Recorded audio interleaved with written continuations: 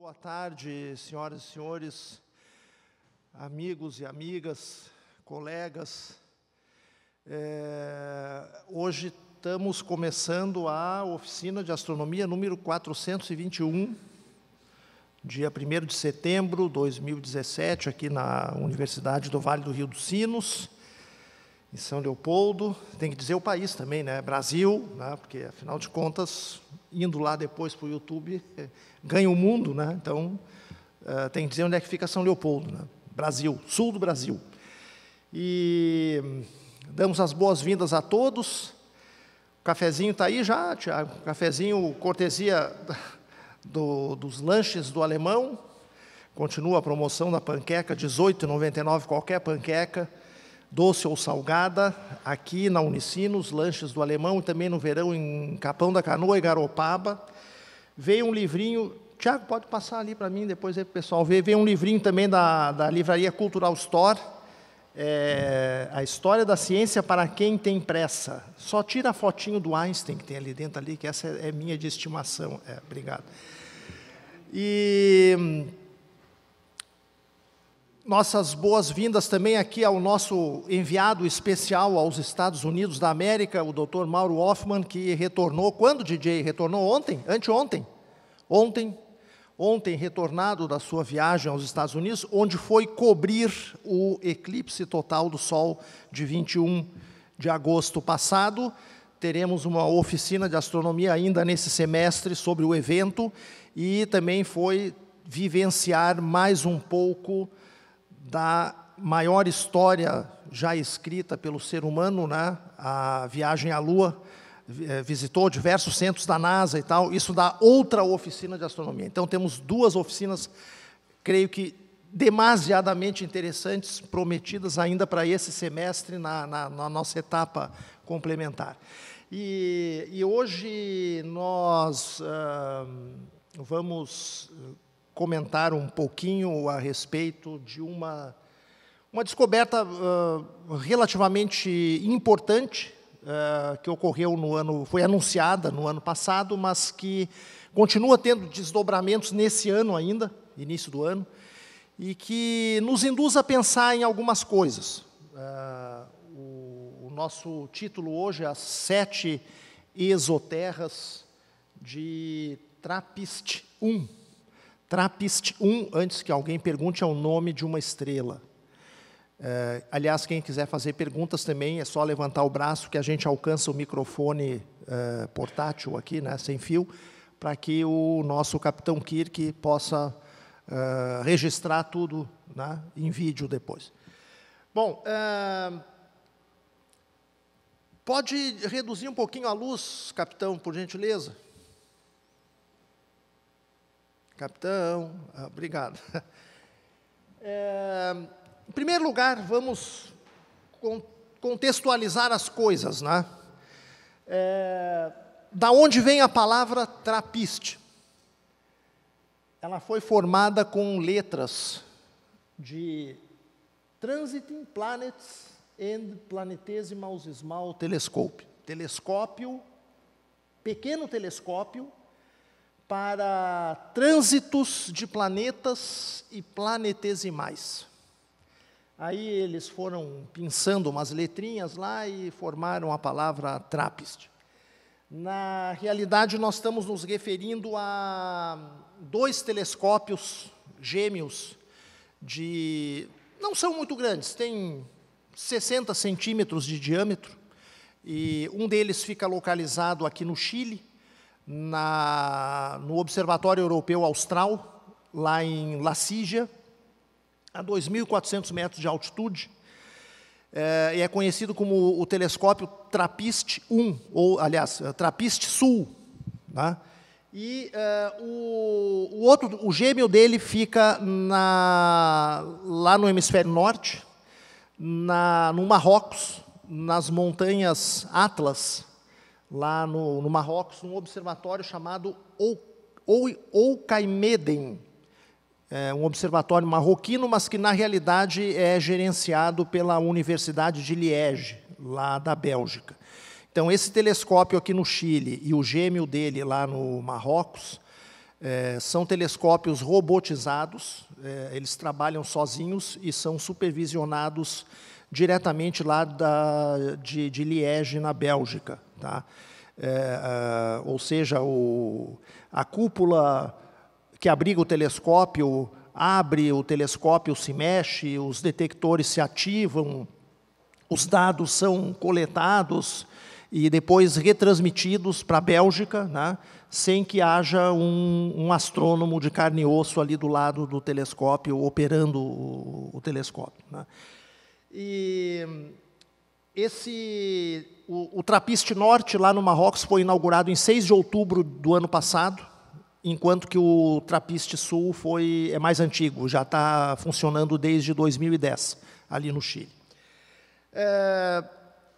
Trappist é um nome também de uma cerveja famosa, fabricada principalmente na Bélgica, mas também tem filiais autorizadas nos Estados Unidos, na Suíça, na Alemanha, em outras cidades, em outros países do primeiro mundo. Os pesquisadores, além de interesse científico, de curiosidade científica, também têm preferências, digamos assim, alcoólicas, né? E deve ter muitos fãs dessa marca de cerveja entre os envolvidos no projeto, né? Que culminou com a inauguração desses 2 telescópios. Então, eles formaram a sigla, né, pensando no nome da cerveja. Tá?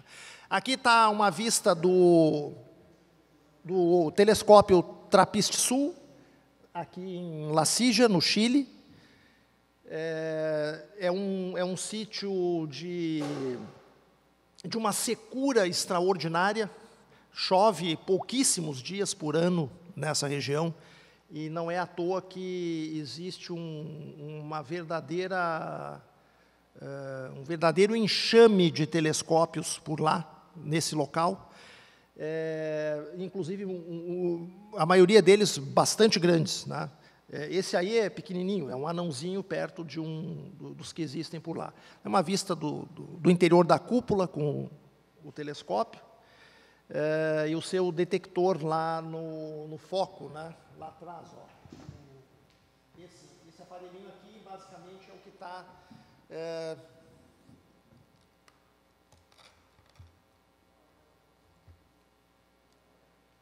Esse aparelhinho aqui, basicamente, é o que capta a luz da estrela que está sendo observada e mede com precisão a intensidade do brilho dessa estrela. É um telescópio fotométrico, né? Ele faz medidas de intensidade luminosa. Ele mede o brilho das estrelas com grande precisão. E essa aqui é a cúpula do irmãozinho dele lá no Marrocos, o Trappist Norte, né? Também perdido lá no meio do nada, né? Mas um local com excelentes qualidades para observação astronômica. Bom, em primeiro lugar, meus amigos, o que esse telescópio encontrou? 7 planetas muito parecidos com a Terra, orbitando uma estrela insignificante da nossa vizinhança solar. Uma estrela que fica a cerca de 40 anos-luz, se não me falha a memória. Tá? Bom, então, se trata de 7 exoplanetas, ou seja, planetas que orbitam ao redor de uma outra estrela. Desde 1992, se vem descobrindo exoplanetas. Em 1992, encontraram 3 ou 4 orbitando em torno de uma estrela que não é uma estrela normal, mas é uma estrela morta, uma estrela de nêutrons. E em 1995 descobriram o primeiro planeta, ou exoplaneta, orbitando ao redor de uma estrela viva e normal, parecida com o Sol. A estrela 51 da constelação de Pégaso, que fica a uns 35 anos-luz aqui do Sistema Solar, não é muito longe, e foi o primeiro exoplaneta ao redor de uma estrela normal descoberto naquela época. E a partir de lá para cá, descobriram-se vários milhares de exoplanetas. Então já se pode dizer com certeza absoluta que na nossa galáxia da Via Láctea existem muito mais estrelas, muito mais exoplanetas do que estrelas. Tá? Aquela dúvida que se tinha, né, se os planetas do Sistema Solar eram uma exceção ou eram a via de regra, agora já se sabe. Planetas são a regra ao redor da maioria das estrelas. Tá? E tem várias técnicas para detectar a presença desses exoplanetas. Inicialmente se usava a técnica da velocidade radial. Se tem um planeta orbitando em torno de uma estrela, a estrela atrai o planeta e o planeta atrai a estrela. Então a estrela faz uma espécie de balanço no espaço. E esse balanço pode ser medido quando a gente analisa a luz da estrela. Ela tem uma velocidade de afastamento e de aproximação em relação ao observador aqui na Terra, devido ao movimento desse planeta ao redor dessa estrela. E isso faz com que a gente observe alterações no espectro da luz da estrela. Medindo a velocidade, vendo que essa velocidade varia de forma periódica no tempo, tipo uma variação assim de uma função seno, a gente deduz que tem um planeta orbitando em torno dessa estrela. Embora não se possa enxergar o planeta, a gente detecta indiretamente a presença dele. Mas, com o passar dos anos, desenvolveu-se uma outra técnica, que é a técnica dos trânsitos, onde se observa um exoplaneta passando na frente da estrela, ao redor da qual ele está girando. E quando esse planeta passa na frente da estrela, ele bloqueia um pouquinho da luz da estrela. O planeta não tem luz própria, né? E a gente percebe uma leve queda no brilho da estrela. E essa queda é temporária e se repete depois de um determinado tempo, que é o tempo que o planeta leva para fazer uma volta em torno da estrela. Então, a cada vez que o planeta passa na frente da estrela, ele transita na frente da estrela, a luz da estrela cai por um certo tempo, depois a luz volta ao normal e o fenômeno, né, o trânsito se repete de maneira regular no tempo. E hoje a técnica de detecção de trânsitos, uma técnica que envolve medição precisa do brilho estelar, também chamado de fotometria. A técnica fotométrica é o método dominante hoje em dia na descoberta de exoplanetas. Tem um grafiquinho aqui, ó, que mostra o número de exoplanetas descoberto com diferentes técnicas. As duas que nos interessam mais aqui são a técnica da velocidade, que era a primeira utilizada, que ainda é utilizada, mas já nem tanto, que são essas barras azuis, e as barras verdes são as medidas fotométricas, a detecção de exoplanetas através de trânsitos. Tá? E a gente vê que aqui é 2004, ó, 2005, 6, 7, 8, 9, 10, 11, 12, 13, 2014, esse gráfico vai até 2014, a gente vê que a partir de 2004 começa a aparecer a detecção fotométrica de exoplanetas e a técnica evolui e ela hoje é a técnica dominante na hora de descobrir exoplanetas. Né? E é usando essa técnica que os dois telescópios, esses aí, os TRAPPIST Norte e Sul, trabalham.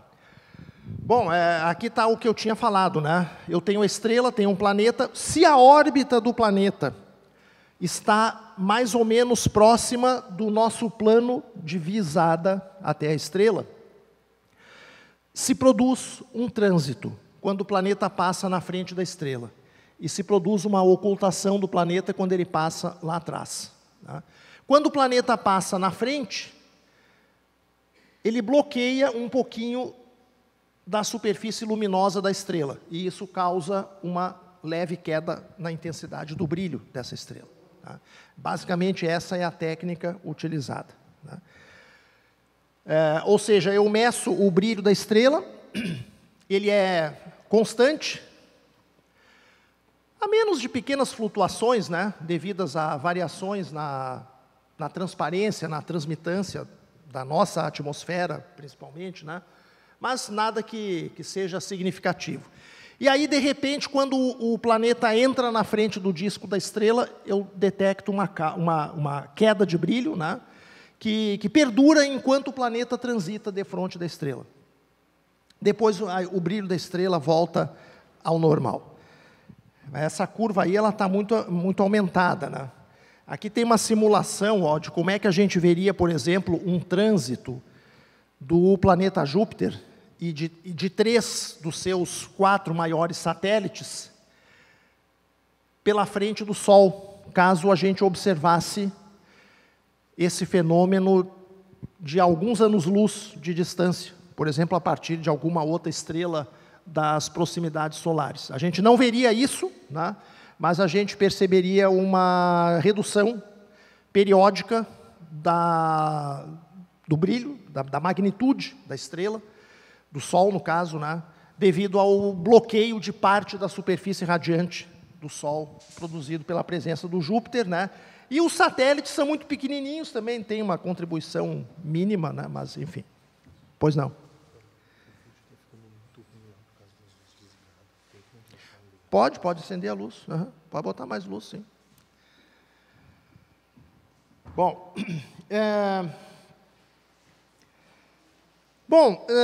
no dia 12 de maio do ano passado, 2016, foi anunciada na revista Nature a descoberta de 3 exoplanetas, feita através de observações com o telescópio TRAPPIST-Sul. E esses planetas estariam orbitando uma estrela muito pequena, muito fria, uma estrela conhecida tecnicamente como uma anã vermelha, ultra fria, cujo nome de catálogo era apenas esse aqui, ó, 2MASSJ23062928 menos 0502285. Nome bonito esse, né? Esse é o nome da estrela. Tá? Não se vê essa estrela a olho nu, é uma estrela insignificante, o cara tem que ter um baita de um telescópio para enxergar um pinguinho de luz no limite da detecção. Não é que ela esteja tão distante assim, é que ela é fraca mesmo, ela emite uma luz, uma quantidade mínima, a luminosidade dela é muito baixa. Mesmo próxima, ela é difícil de enxergar, porque produz muito pouca energia. E agora essa estrela está sendo simplesmente conhecida pelo nome de TRAPPIST-1. Provavelmente a primeira descoberta, né, feita com esse telescópio no ano passado, dentro do programa que eles estabeleceram. Está aqui a referência, se alguém quiser olhar, na revista Nature, volume 533, número 7.602, página 221, tá? Um artigo lá com um monte de autores. Bom, o que chamou a atenção nessa descoberta é o seguinte, né? Até aí, 3 novos exoplanetas não representa nada, porque já temos milhares catalogados. Porém, esses 3 exoplanetas poderiam ser de tamanho e massas semelhantes ao nosso planeta, a Terra, e, mais do que isso, poderiam estar recebendo da sua estrela uma quantidade de energia similar a que nós recebemos aqui na Terra, ou a que o planeta Vênus, que é nosso vizinho aqui no Sistema Solar, também recebe. Isso tornaria, em tese, possível a existência de água em estado líquido na superfície de algum desses planetas, se não de todos, e provavelmente esses planetas também possuiriam atmosferas, temperaturas parecidas com a da Terra, tá? E essas atmosferas, então, seriam interessantes de pesquisar. Porque nesses 22 anos, desde 1995 para cá, a busca de exoplanetas ela foi convergindo para planetas cada vez menores. Os primeiros exoplanetas conhecidos eram planetas muito grandes, até maiores do que Júpiter, e orbitavam muito perto das suas estrelas. Não que não existissem Júpiteres grandes também longe dessas estrelas, é que não se tinha como detectar naquela época. Com a técnica da fotometria, começaram a se identificar exoplanetas menores.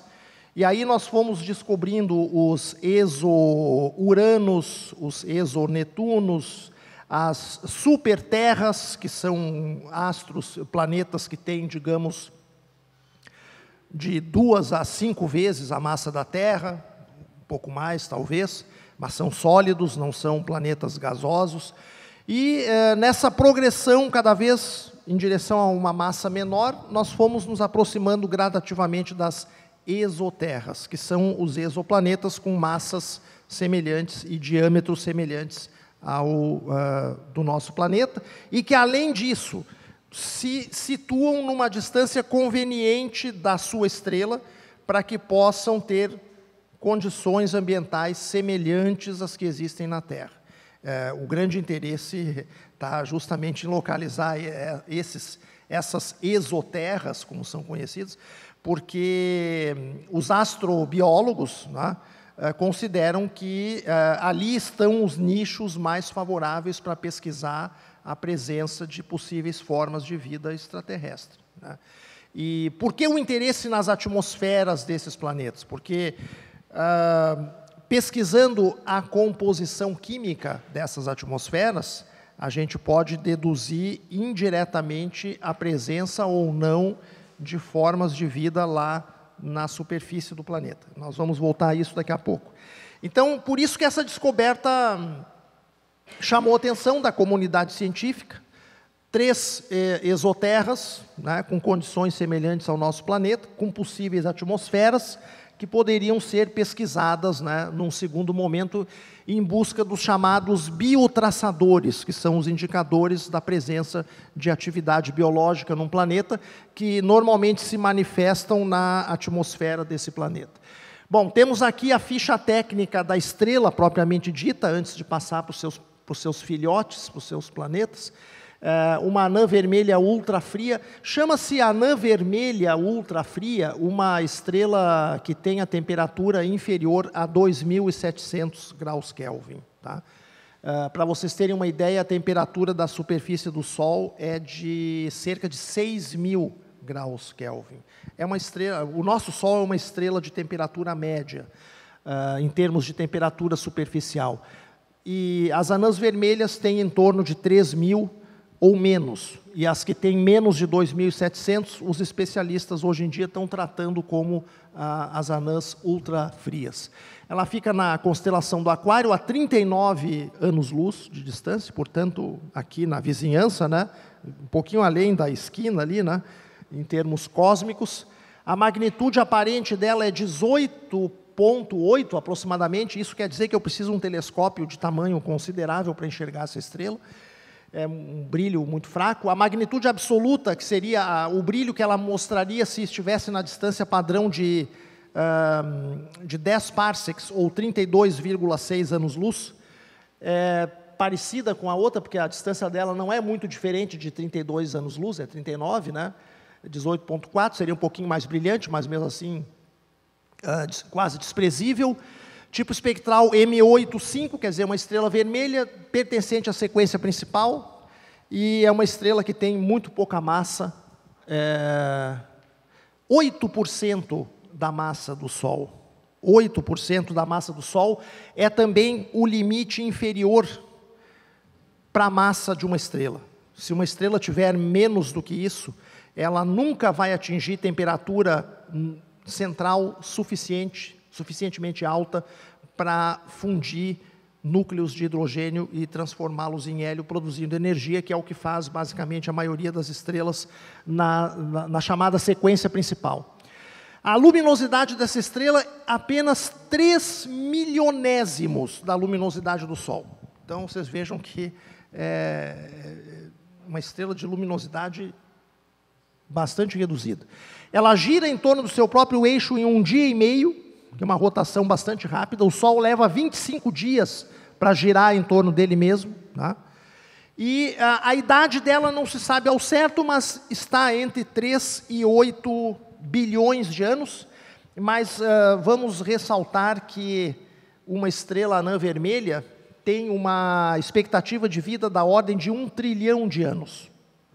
Então, de qualquer forma, é uma estrela muito jovem, tá? que tem toda a vida pela frente ainda. O Sol tem uma expectativa de vida de 10 bilhões de anos, apenas isso. E essa aí, pequenininha do jeito que é, 1 trilhão de anos. Quer dizer, daqui a 1 trilhão de anos não tem mais nem cinza do Sol, né? E nem de nós também, evidentemente. E essa estrelinha vai estar lá ainda brilhando normal, né? Como brilha hoje, né? Bom, existe um pouco de dúvida com relação à idade dessa estrela. Por exemplo, se verificou que a quantidade de emissão em raio-x e a quantidade de emissão em luz ultravioleta, as duas estão relacionadas com a idade.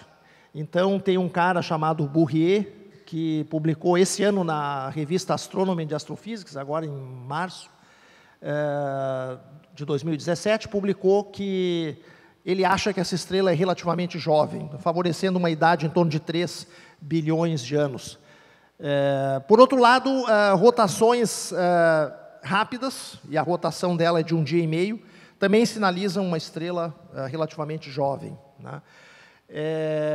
Ela tem também uma grande velocidade espacial, ela se desloca rápido no céu em relação às demais estrelas.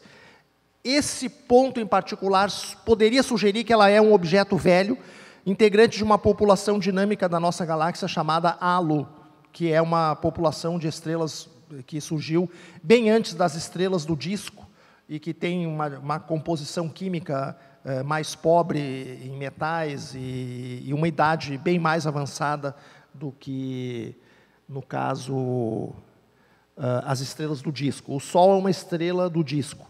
Nesse caso, se ela for uma integrante do halo, provavelmente a idade dela é da ordem de 8 giga-anos, ou 8 bilhões de anos, talvez até mais do que isso, porque o halo é mais antigo. Mas não se sabe bem a idade. O interesse nas anãs vermelhas, porque vejam, isso é outra coisa interessante também. No princípio da busca de exoplanetas, só se observavam estrelas amarelas ou alaranjadas, de sequência principal, porque são as mais parecidas com o Sol. Depois o pessoal começou a se dar conta que as anãs vermelhas também podiam sustentar planetas habitáveis. Como uma anã vermelha tem massa muito reduzida, o disco de material que forma ao redor dessa estrela, quando ela está no seu processo de contração gravitacional, é um disco que contém uma quantidade reduzida de material, em relação ao disco de uma estrela de maior massa que está se formando. Então, na opinião dos especialistas, esse disco protoestelar com menor massa favoreceria a formação de planetas pequenos. E se nós estávamos interessados em procurar planetas como a Terra, então o foco devia se mudar das estrelas amarelas para as anãs vermelhas, que seria mais fácil de detectar esses planetas.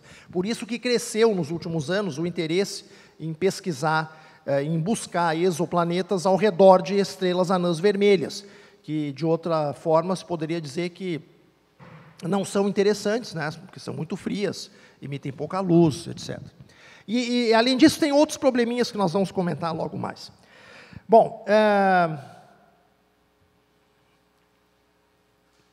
a descoberta do ano passado de 3 exoplanetas teve um desdobramento muito interessante. Observações adicionais dessa estrela revelaram que não eram 3, eram 7 planetas orbitando em torno dela. Isso foi anunciado dia 23 de fevereiro desse ano, 2017. Novamente o Guillon, né, e a equipe dele, publicando de novo na revista Nature, está aí a referência, se alguém quiser depois pegar o artigo. 7 planetas semelhantes à Terra, girando ao redor dessa estrela insignificante. Bom, não sei se essa figura não está muito boa, mas para vocês terem uma ideia da dimensão desse sistema planetário, tá? Aqui embaixo, ó, nós temos o Sol, a órbita de Mercúrio, a órbita de Vênus e a órbita da Terra em torno do Sol. E aqui em cima nós temos uma ampliação desse pequeno disco aqui, quase invisível, ó, em torno do Sol. Todos os 7, se nós fôssemos transportar esse sistema lá da estrela TRAPPIST-1 para dentro do sistema solar, todos esses 7 planetas caberiam dentro desse pequeno círculo que fica bem dentro da órbita do planeta Mercúrio. Esse aqui é a órbita do planeta Mercúrio, o planeta mais próximo do Sol que nós temos no sistema solar. Essas 7 órbitas, que estão vistas em ampliação aqui em cima, caberiam dentro dessa pequena região, caso eu substituísse o Sol pela TRAPPIST-1. Tá? Se eu pegasse o planeta Júpiter e as suas 4 maiores luas, também aparece aqui bem fraquinho aqui em cima, esse pontinho vermelho ali poderia representar Júpiter, e essas 4 órbitas aqui seriam as órbitas das 4 principais luas de Júpiter. As 4 luas de Júpiter caberiam praticamente dentro da órbita mais interna do primeiro planeta dessa estrela TRAPPIST-1. Tá? Então, é um sistema assim, muito próximo da estrela principal dele. Não é assim que nem o sistema solar, onde as órbitas estão mais afastadas do Sol. São 7 planetinhas que estão ali apinhados, juntinhos, girando bem pertinho da sua estrela, que é essa anã vermelha. Todos eles provavelmente são rochosos, até porque um planeta predominantemente gasoso não sobreviveria muito tempo, tão perto assim da estrela.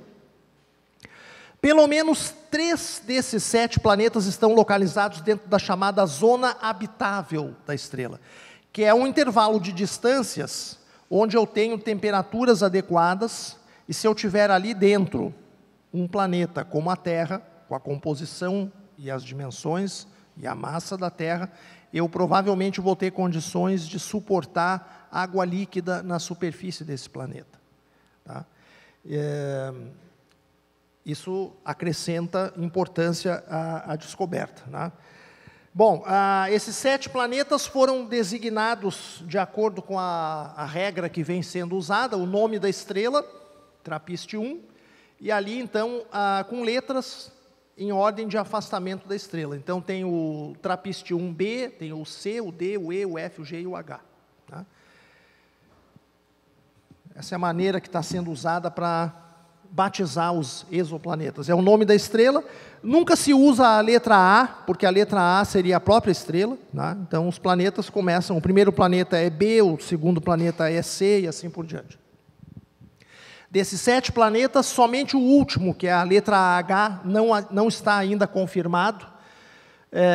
Os períodos orbitais dos 6 primeiros variam de apenas 1 dia e meio a 12 dias terrestres. Ou seja, é o tempo que um planeta desses leva para dar uma volta ao redor da sua estrela. O nosso planeta aqui no Sistema Solar, mais perto do Sol, Mercúrio, leva praticamente 90 dias para dar uma volta em torno do Sol. E o planeta mais próximo aí desses 7 descobertos leva 1 dia e meio para circular a sua estrela. O ano desse planeta dura 1 dia e meio dos dias da Terra.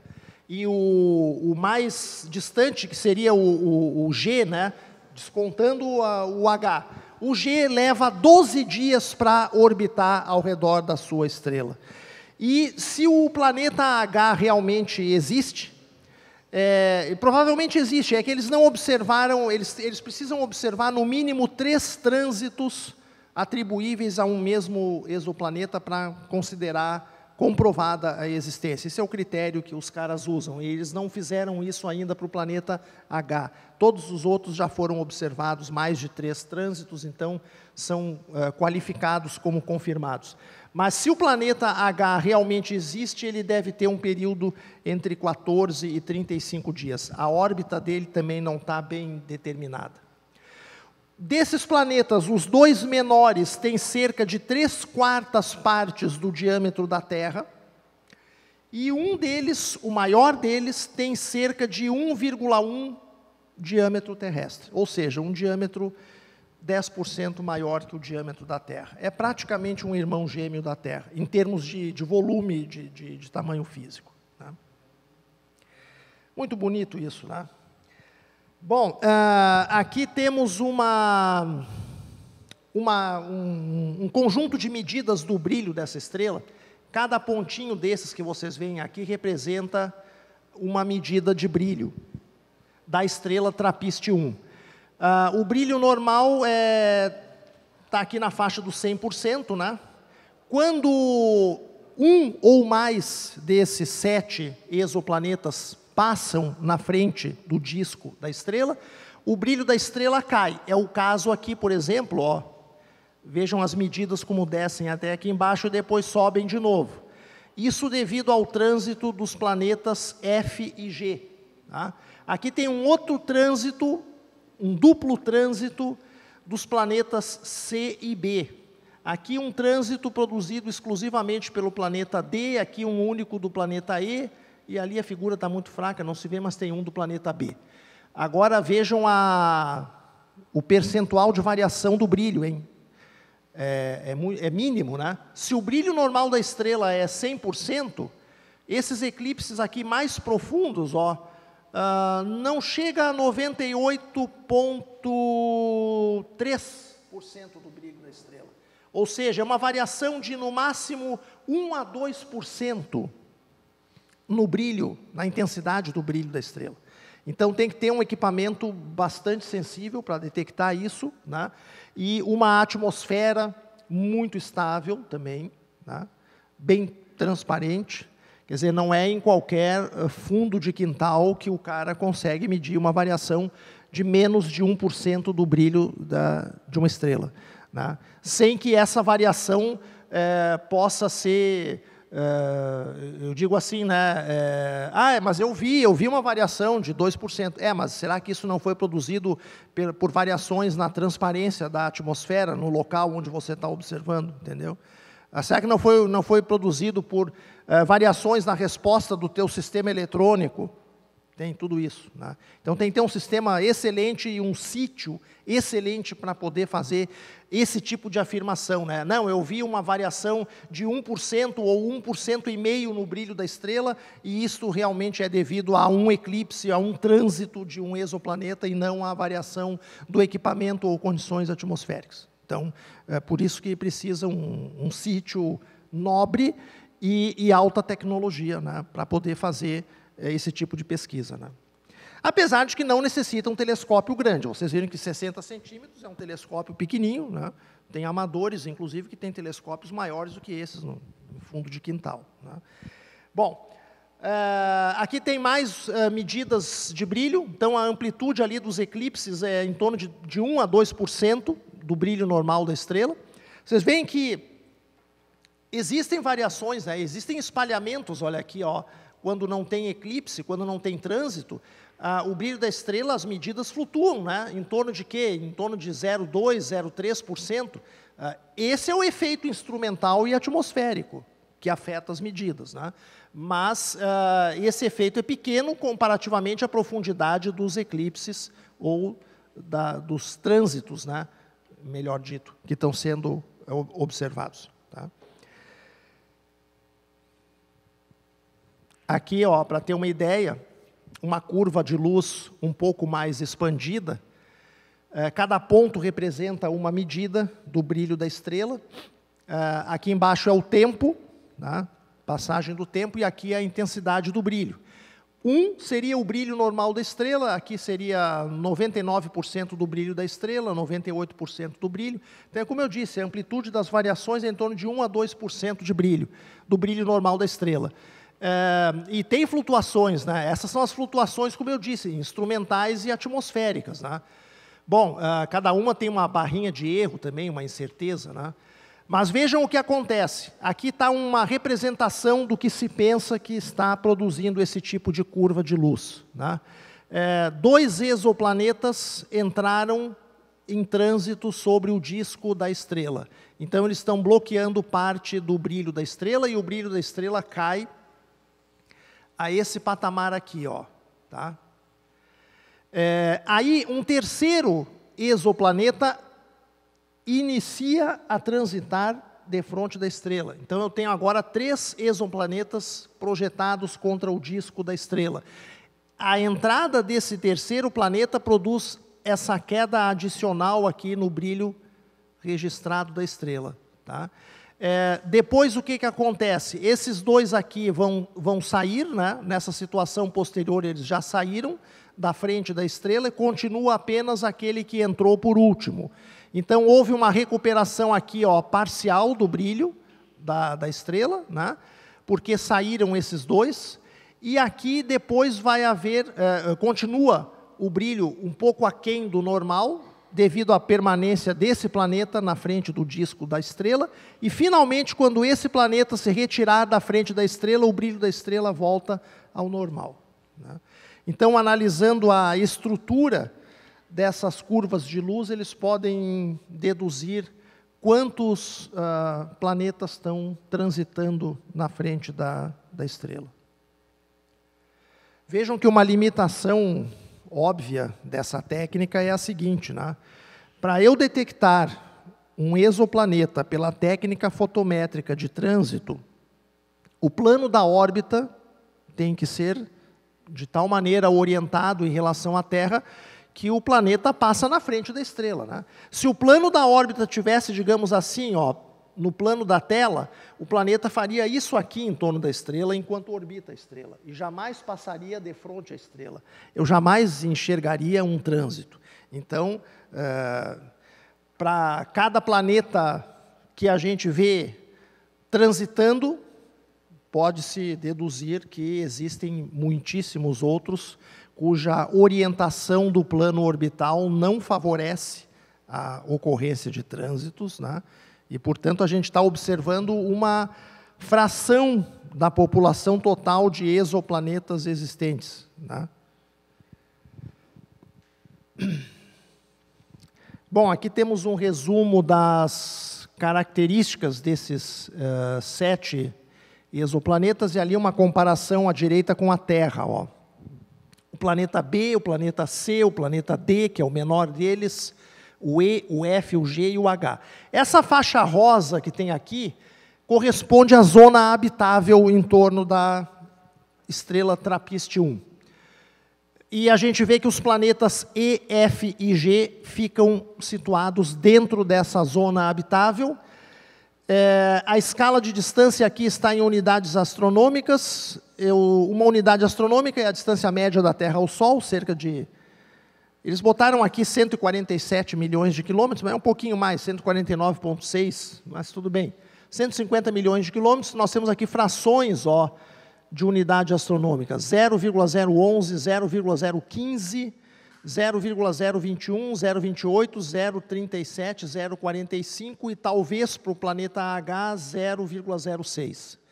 Os raios desses planetas, os semidiâmetros desses planetas, considerando a medida do diâmetro terrestre, ou do raio terrestre igual a 1, onde 1 equivale ao raio da Terra, 6.371 quilômetros, o raio médio da Terra. O planeta B tem em torno de 1,09 o raio da Terra, o planeta C 1,06, o planeta D é um pouquinho menor, 0,77, o planeta E quase igual, 0,92, o planeta F 1,04 e o planeta G 1,13. Então, realmente, planetas muito semelhantes à Terra, em termos de diâmetro, né? E provavelmente também em termos de massa e densidades, se eles forem de natureza predominantemente rochosa, assim como a Terra é. Ou mistura de rocha com metais. Né? Aqui tem uma... Novamente, o mesmo conteúdo do slide anterior, só com algumas informações a mais. O planeta B aqui, ó, o TRAPPIST-1b, que é o mais próximo da estrela, período de 1 dia e meio em torno da estrela e 1,09 do diâmetro da Terra. O TRAPPIST-1d, que tem potencial para abrigar vida, apesar de ter só 77% do diâmetro terrestre, dá uma volta em 4 dias ao redor da estrela. Tá? O TRAPPIST-E é um período um pouquinho maior, 6 dias.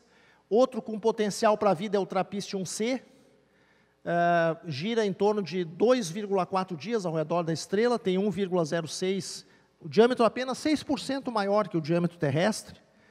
E também outro com potencial para a vida, o TRAPPIST-F, com 1,04 do diâmetro da Terra e período orbital de 9 dias, um pouquinho mais que 9 dias. Pois não. Pega lá, Tiago. Pega lá que eu vou pegar isso aqui.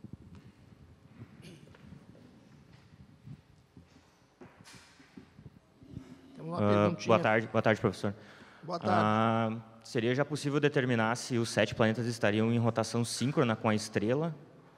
Ou ainda não foi possível determinar isso? Não tem como medir a velocidade, o período de rotação desses planetas, mas se sabe que, muito provavelmente, todos eles estão com a chamada rotação travada, né? Mostrando sempre a mesma face para a estrela.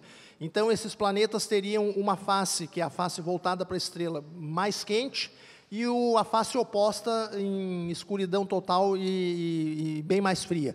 E isso pode se afirmar com certeza, porque o que leva a esse travamento da rotação é a influência das forças de maré. E como esses planetas estão muito perto da estrela, as forças de maré são muito fortes, muito intensas. Com certeza o travamento da rotação já aconteceu. Eles têm o que se chama de rotação síncrona, né? Giram em torno do seu próprio eixo no mesmo tempo em que giram em torno da estrela. Portanto, mantém sempre a mesma face voltada para a estrela. Que nem o caso da Lua com a Terra, exato. Mesma coisa. Tá. Bom, se mais alguém tiver perguntas, também pode interromper tranquilamente, não tem problema. Isso aqui é uma conversa, né? Não é só eu que estou falando aqui, não. Isso aqui é uma conversa. Estamos em família, aí, finalzinho de tarde, happy hour, né? Hoje é sexta-feira, minha gente, vamos se animar. Hoje é sexta. Bom, aqui, ó.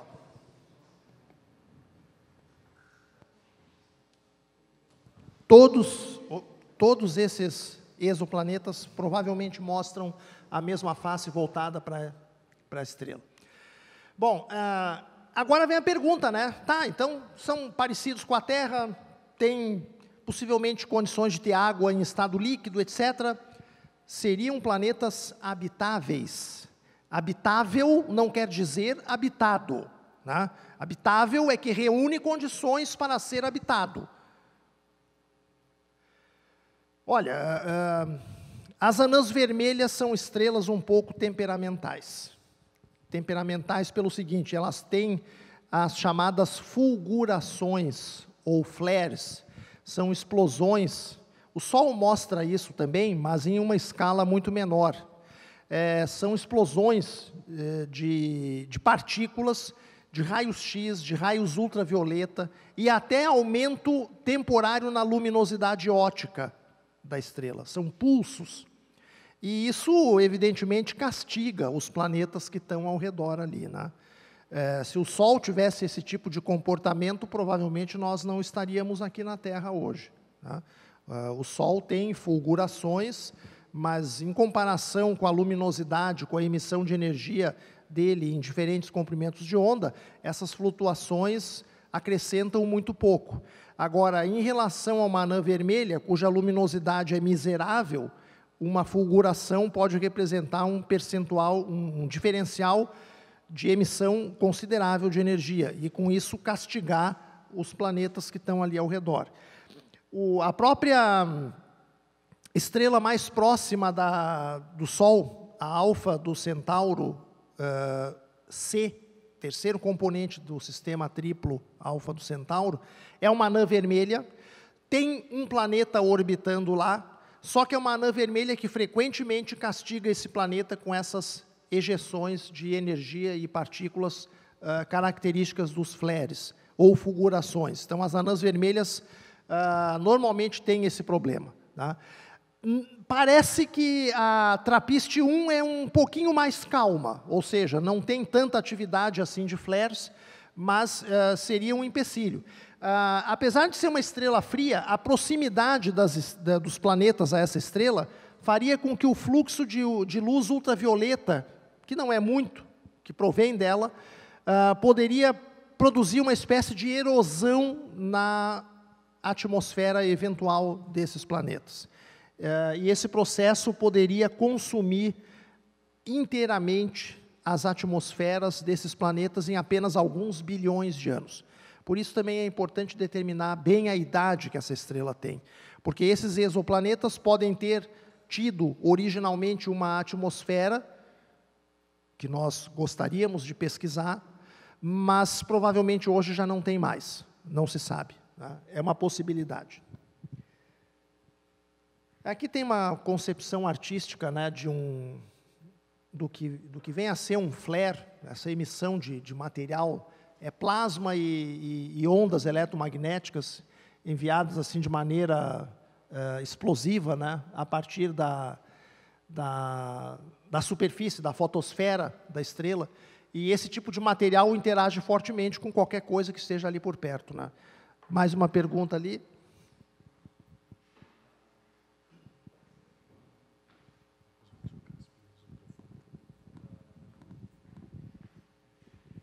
Obrigado, professor. Boa tarde. Essas ejeções, esses flares, são semelhantes aos ventos solares, às tempestades, ou às tempestades solares que temos? São flutuações do vento estelar, de curta duração e grande intensidade, proporcionalmente à intensidade média do vento estelar.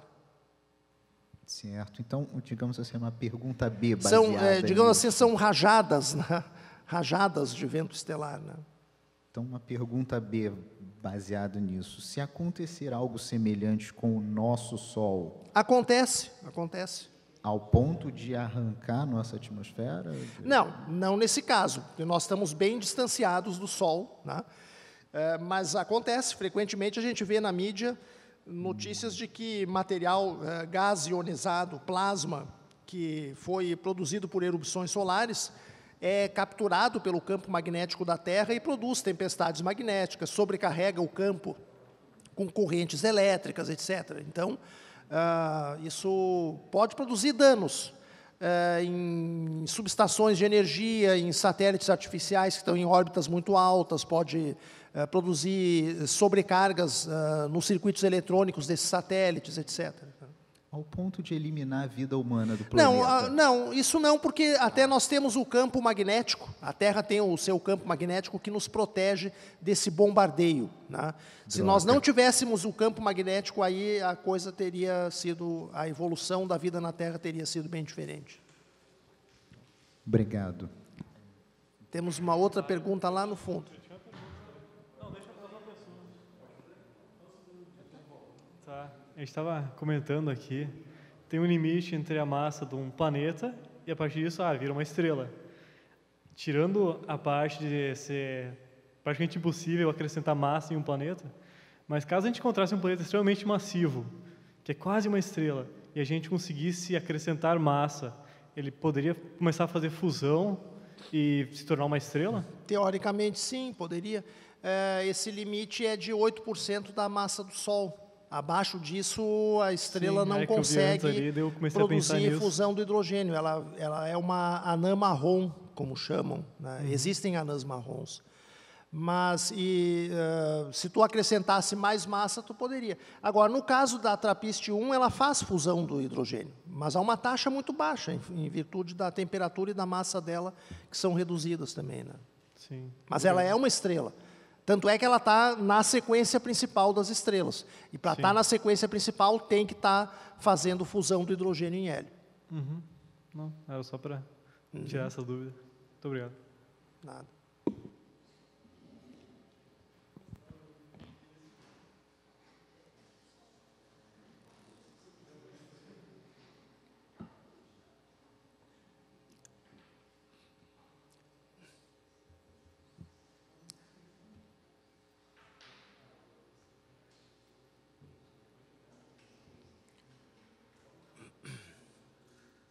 Tem mais uma perguntinha lá no fundo? Professor, essas explosões que acontecem não são semelhantes a que... Fala, Batman. É o Batman que está falando.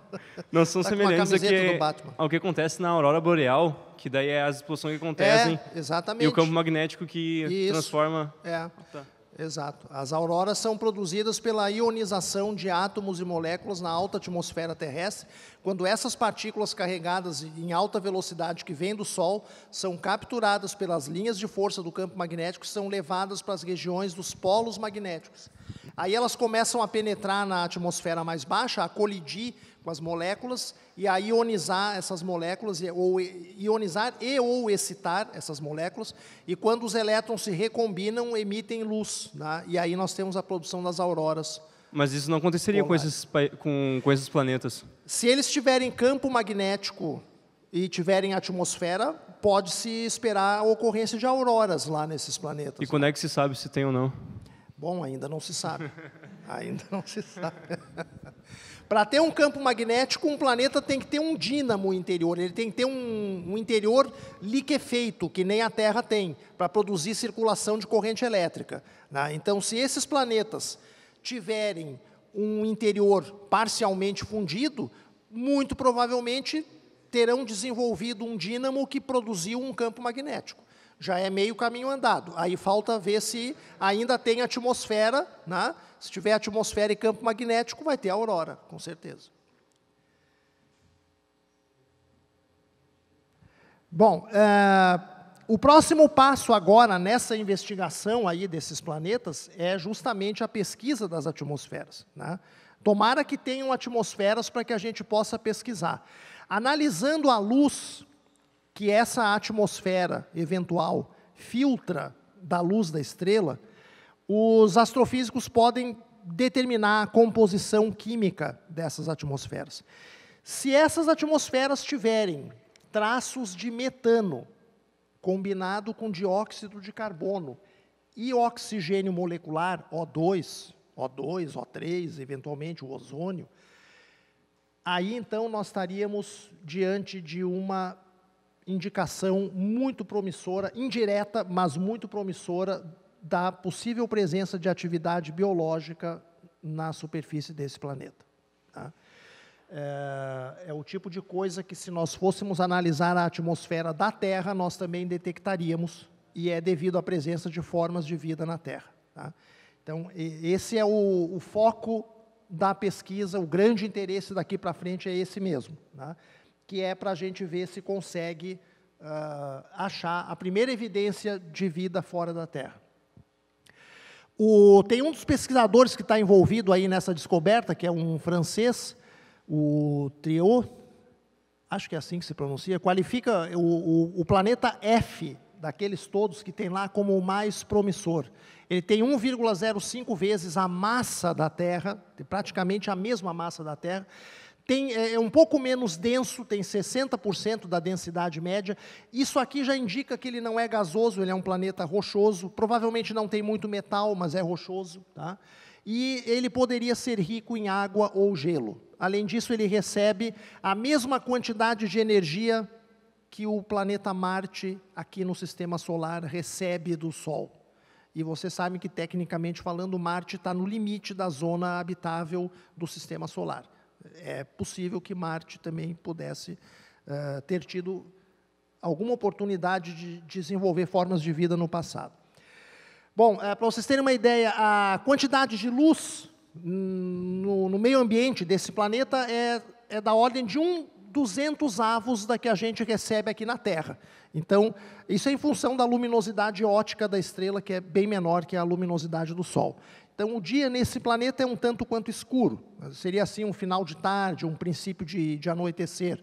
Mas a emissão infravermelha, que a gente sente como calor, é considerável, até porque as anãs vermelhas emitem mais no infravermelho, emitem mais energia no infravermelho do que na luz visível. Se vocês forem observar uma anã vermelha em infravermelho, a luminosidade é simplesmente maior que a luminosidade óptica. Então, pode ser assim meio escurinho nesse planeta, mas é bem quentinho. e a vida gosta disso. Tá? A luz até não é tão fundamental, mas tem que ser quentinho, tem que ter energia, né, tal. Não pode ser muito frio. E olha a curiosidade, hein? A distância desse planeta até essa estrela é tal que, mesmo que a TRAPPIST-1 seja uma estrela miserável, ela apareceria no céu desse planeta com 3 vezes a dimensão aparente do Sol que a gente enxerga aqui na Terra. O Sol aqui na Terra mede meio grau no céu. Se eu estivesse lá nesse planeta enxergando essa anã vermelha, eu veria um Sol com 1,5 grau de diâmetro, 3 vezes maior do que a gente enxerga o Sol aqui na Terra. É questão da proximidade, né? É uma concepção artística de como é que poderia ser a superfície desse planeta. Bom, meus amigos, para encerrar, algumas reflexões que eu considero extremamente importantes, em cima dessa descoberta e das outras que precederam e que nós já comentamos rapidamente. Como eu disse antes, em 1992 ocorreu a primeira descoberta de exoplanetas, mas ao redor de uma estrela de nêutrons, um pulsar, que é uma estrela, é um cadáver de estrela, basicamente, uma estrela que resulta da explosão de uma supernova e que produz radiação de alta energia, raio-x e raio gama a dar com pau. Quer dizer, são planetas que estão lá, sem dúvida nenhuma, mas permanentemente esterilizados por doses mortais de radiação. Falar em vida nesses planetas é pura fantasia, né? Não tem como. Pelo menos vida como a gente conhece na Terra, que é o que os cientistas estão procurando, até porque é a única coisa que a gente sabe procurar, né? Eu não posso sair procurando alguma coisa que eu não conheço, né? Que eu não sei nem como é que é. Como é que eu vou sair procurando por aí, né? Eu vou procurar aquilo que eu sei que existe, que eu conheço, né? É o que está se fazendo. Em 1995, a primeira confirmação de um exoplaneta em torno de uma estrela normal, uma estrela sadia do tipo do Sol, a estrela 51 Pegasi. De 2015 para 2016, 2017, o nosso momento atual, as primeiras exoterras confirmadas, com a técnica de trânsitos. Meus amigos, vou dizer uma coisa. Numa das primeiras oficinas de astronomia que nós fizemos, há 21 anos atrás, o assunto foi o planeta da estrela 51 Pegasi, que naquele momento era um dos poucos conhecidos fora do Sistema Solar, com existência confirmada. E eu chamei a atenção para um detalhe. Eu disse assim, essa estrela fica, se não me engano, a 35 anos-luz de distância. É uma estrela próxima. E já se descobriu que tem um planeta. Se planetas fossem raros, eu teria provavelmente que procurar numa amostra de estrelas muito maior, e provavelmente encontraria alguma coisa, mas muito longe.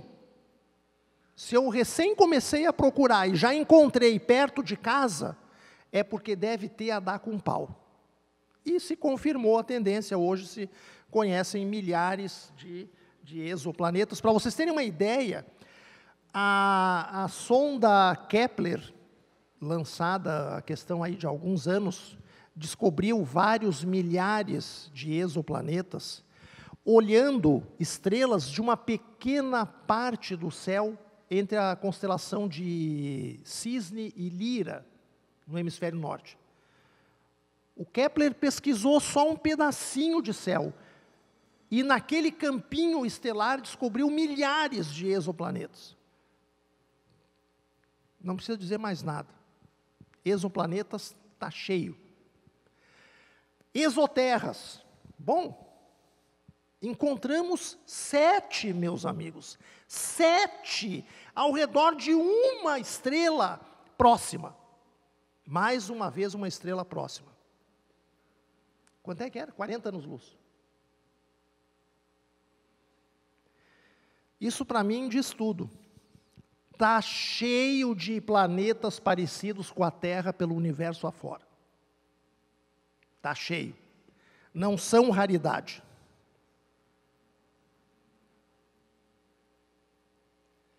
Agora eu deixo em aberto aqui o seguinte, né?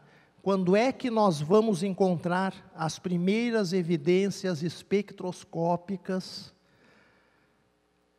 metano, dióxido de carbono, oxigênio molecular, etc., nas atmosferas dessas exoterras. Quando isso acontecer, nós provavelmente teremos descoberto a vida extraterrestre, de uma maneira indireta.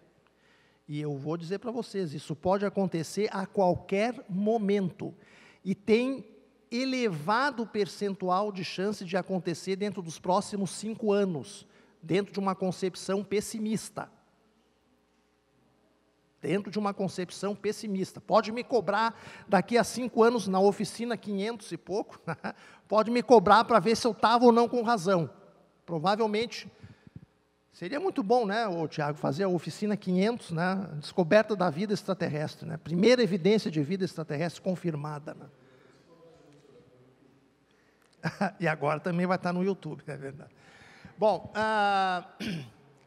e aí eu pergunto, e em que ano que nós vamos ter os primeiros sinais confirmados de existência de vida extraterrestre inteligente?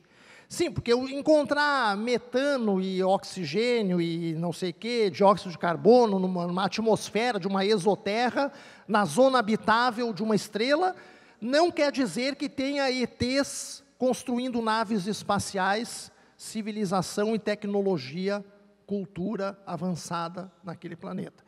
Pode ser um mundo dominado por bactérias, ou por bichos, ou por plantas, qualquer coisa assim, né?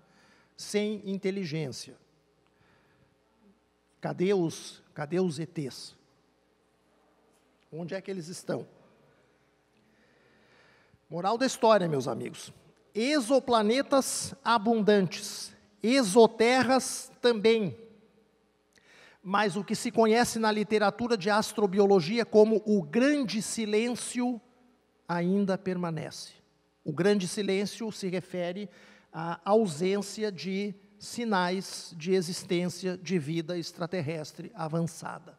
Inteligência autoconsciente.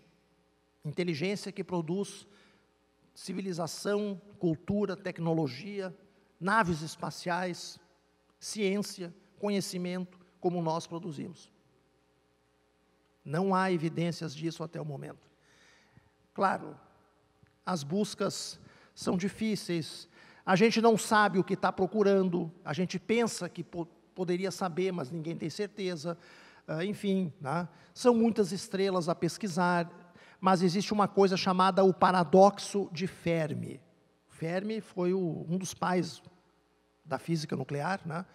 Em 1950, ele perguntou para os colegas dele, vem cá, onde estão os extraterrestres? Porque a nossa galáxia tem 10 bilhões de anos. Se tivesse surgido uma única raça extraterrestre, que acabou dominando o voo interestelar, e conseguiu se perpetuar no tempo, essa raça já teria colonizado toda a Via Láctea. Nós teríamos que ter hoje aqui na Terra, meus amigos, cenas do tipo Star Wars, com ETs, com alienígenas frequentando nossos pubs e bares, sábados à noite. E não temos. E não temos. Onde estão eles? Perguntou o Fermi. Ninguém respondeu à altura a essa questão até hoje. Tem mais de 50 hipóteses publicadas na literatura, tentando dar uma explicação para a ausência de extraterrestres na Terra hoje. Nenhuma delas é satisfatória. A conclusão é: os ETs não existem, ou quase não existem. Talvez nós sejamos a única civilização presente na Via Láctea neste momento. Talvez não sejamos a primeira, e nem sejamos a última, mas de repente a que existiu anteriormente a nós, já se extinguiu há centenas de milhões de anos em algum canto esquecido da galáxia. E a próxima que vai aparecer, está centenas de milhões de anos distante no futuro, muito tempo depois de nós termos ido para o saco aqui na Terra. Ou seja, nós somos provavelmente muito raros, né? A combinação de muito exoplaneta, muita exoterra com um grande silêncio, só ratifica o paradoxo de Fermi. Onde estão os extraterrestres? Eles não estão aqui, portanto, eles não existem. Eles não estão aqui agora, portanto, eles não existem. Nós somos os únicos na galáxia. Nós somos raros. Vou dizer uma coisa para vocês. O grande, o honorável Carl Sagan, o saudoso Carl Sagan, era um pluralista. Ele dizia, existem provavelmente milhões de raças inteligentes na galáxia hoje. Essa opinião é insustentável à luz do conhecimento científico atual. Não pode ser. Não, definitivamente não. Uma ou duas civilizações espalhadas num disco de 100 mil anos-luz da galáxia, talvez. Não muito mais do que isso. Mas aí nós estamos praticamente sozinhos, né? Não adianta querer buscar o vizinho, porque o vizinho está lá do outro lado do disco da galáxia, não vai nos escutar de qualquer maneira, nem nos enxergar, né? A corrente pluralista não tem mais sustentação, infelizmente. Nós temos que trabalhar com a ideia de que os extraterrestres avançados, inteligentes, são extremamente raros. Nós somos raros. Isso dá muito o que pensar, né? Nós, sendo raros, estamos botando tudo que nós temos a perder, né? Bom, isso é assunto para outro dia, né? Feito. Muito obrigado. Vamos abrir aí as perguntas. Não sei se tem mais perguntas. Por favor, Tiago. Bom, mais alguém tem alguma pergunta?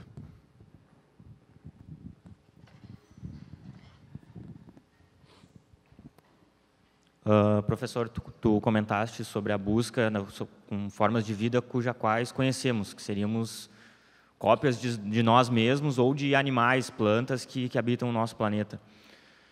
Mas qual seria a possibilidade de encontrarmos formas de vida totalmente diferentes daquelas que vemos hoje, por exemplo, aqui na Terra? Com certeza. Existe a possibilidade, claro. Nós conhecemos um único modelo de vida, que é a vida baseada bioquimicamente no carbono, que usa a água em estado líquido como solvente, né, dentro dos organismos, que usa a energia do sol, basicamente. Mas tu pode especular em outras opções, né? Ainda baseadas no carbono.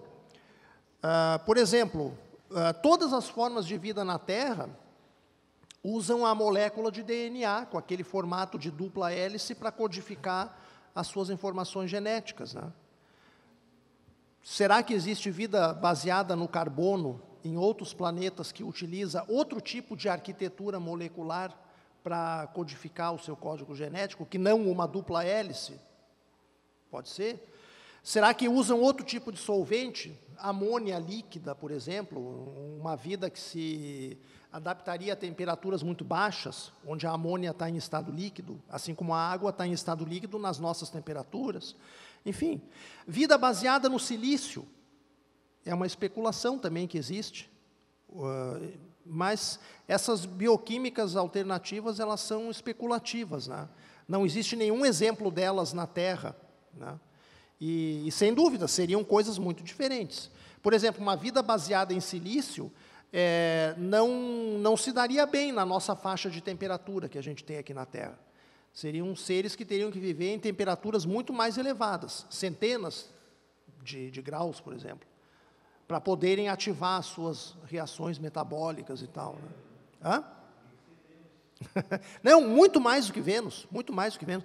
Temperaturas talvez na faixa de 1000 graus ou mais, para poderem ter, né? Então, seriam características completamente diversas, né? Agora, a gente pode especular o seguinte: não dá para eliminar a possibilidade de vida baseada no silício, mas tu pode dizer que, se ela existir, ela vai ser muito mais rara que a vida baseada no carbono. Por quê? Porque simplesmente a abundância química do silício é muito menor do que a abundância do carbono. No universo, para cada átomo de carbono que tu tem aí nas nebulosas, tem muito menos silício. Tá? Então, em termos proporcionais, né, vida baseada no silício talvez seja possível, né, em ambientes completamente diferentes dos que a gente conhece, mas seria uma forma de vida mais rara, de repente. Né? Se tu fosse sair por aí a fazer um censo, de repente a vida baseada no carbono ganharia, né, em termos de frequência, em termos de abundância. Né?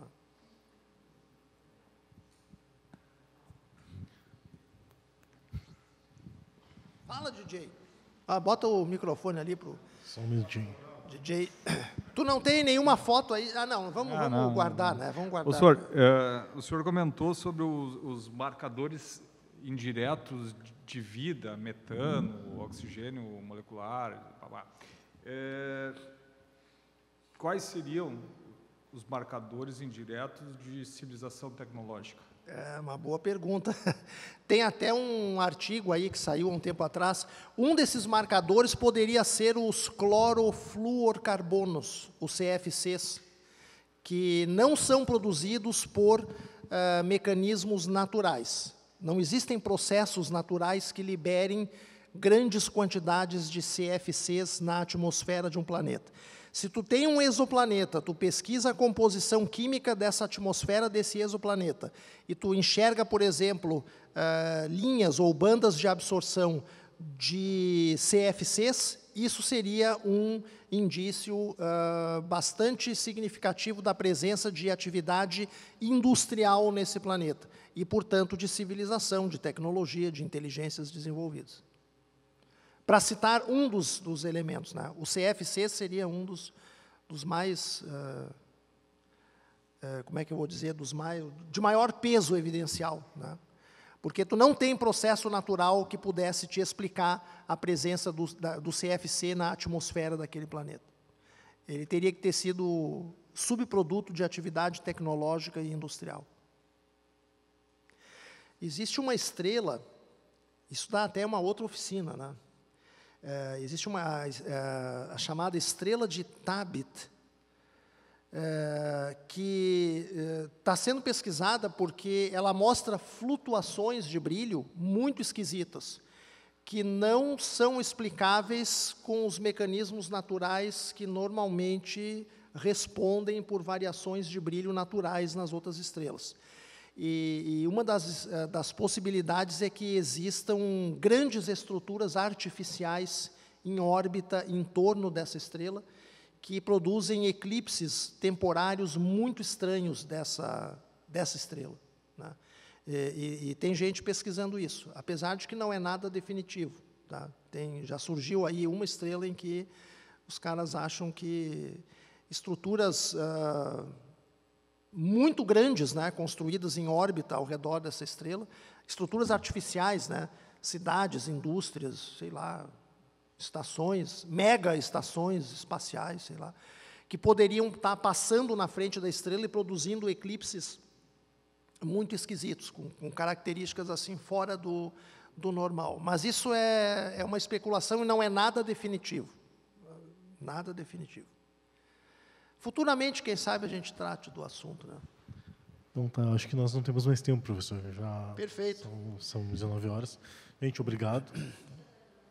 A lista está aqui na frente, eu ia dizer agora, por favor, quem não assinou ainda, se puder assinar, agradeço. Obrigado a todos, boa tarde, boa noite, até a semana que vem.